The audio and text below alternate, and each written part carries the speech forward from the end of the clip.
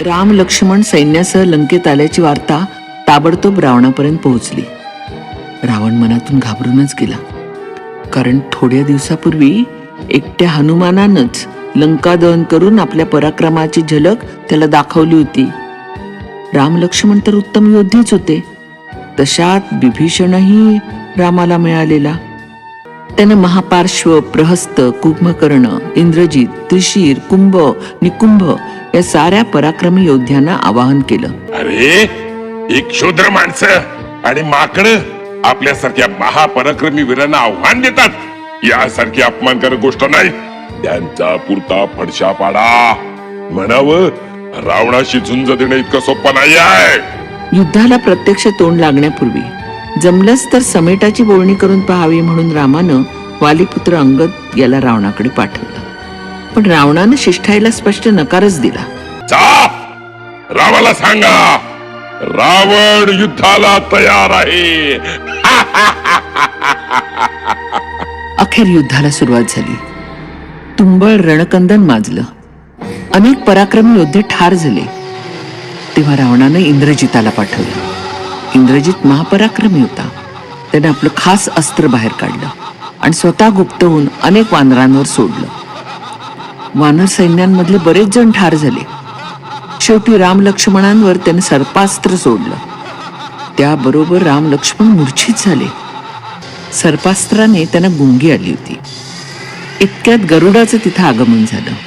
सर्प आणि गरुड्यांचं कायमचं वैर, त्यामुळे गरुडाचे आगमन होताच सर्पास्त्राचा प्रभाव नाहीसा झाला आणि राम लक्ष्मण पुन्हा ताजेतवाने होऊन युद्धासाठी सज्ज झाले.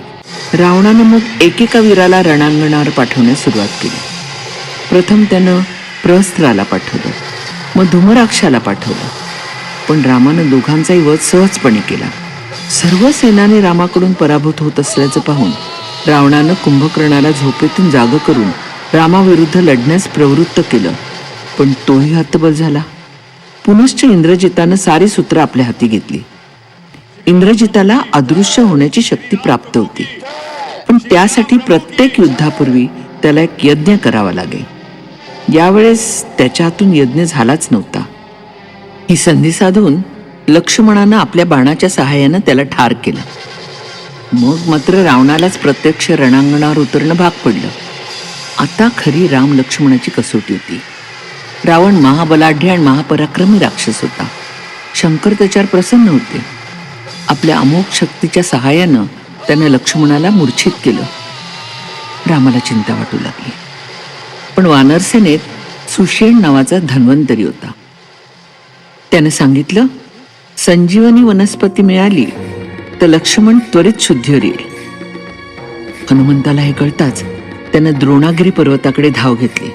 पण तिथं गेल्यावर तो गोंधळला. संजीवनी वनस्पती नेमकी कोणती आहे त्याला कळेच ना. मग काय, तो पर्वतच एका हातावर उचलून घेऊन रामाकडे आला. हनुमानाच्या अचाट शक्तीने रामही चकित झाले. त्वरित संजीवनीचा रस लक्ष्मणाला पाजण्यात आला. त्या रसप्राशनानं लक्ष्मण शुद्धीवर आला आणि लढण्यास सिद्ध झाला. रामानं रावणाच्या तोडीस तोड अशी अस्त्र वापरून रावणाला नामोहरम केलं. तरीही बराच वेळ दोघांमध्ये भीषण लढाई चालू होती. अखेर अगस्त्य ऋषींच्या सांगण्याप्रमाणे रामानं सूर्यदेवतेचं स्मरण करून रावणावर बाणांचा वर्षाव सुरू केला. रामानं अखेर खास रावणासाठी शिल्लक ठेवलेला निर्वाणीचा बाण बाहेर काढला. त्या बाणानं अचूक शरसंधान करताच रावणाच्या छातीत तो इतक्या वेगानं घुसला की रावण धाडकन जमिनीवर कोसळला. एका महान पण पापी योद्ध्याचा अंत झाला. देवांना अत्यानंद झाला. स्वर्गातून त्यांनी श्रीरामावर पुष्पवृष्टी केली. सर्वत्र आनंदी आनंद झाला. मुलांनो, पापी दुराचारी व्यक्तीचा शेवटी विनाश हा ठरलेलाच असतो.